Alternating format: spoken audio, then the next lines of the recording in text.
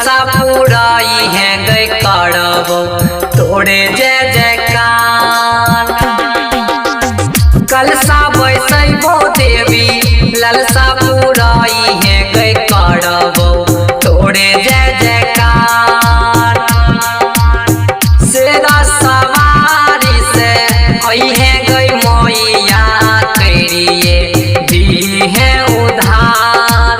हे गे जब तारा हो गए तोहरा नाम सुनिए ली है पुकार।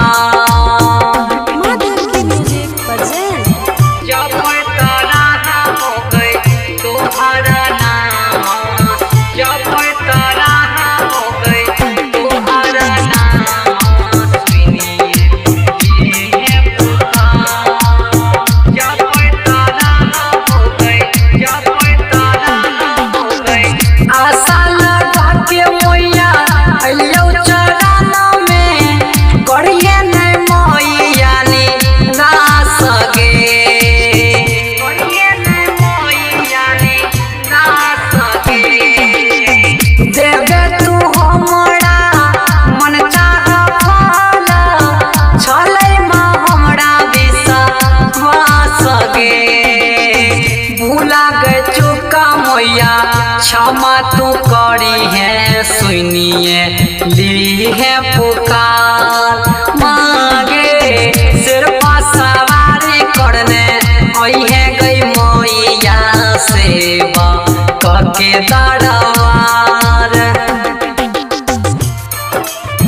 जब तारा हो गए तोहरा नाम, जब तारा हो गए तोहरा नाम सुनिए ली है पुकार।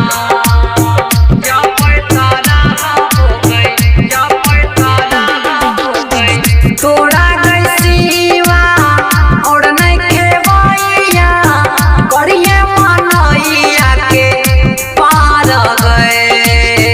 करिए मनैया के पार गए।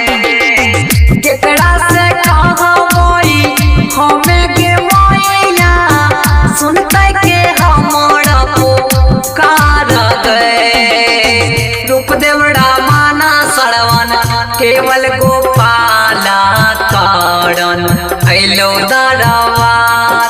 मांगे जब तारा हो गए तोहरा नाम सुनी है जननी पुकार। मांगे रिकॉर्डिंग स्टूडियो संत कबीर चौक 70।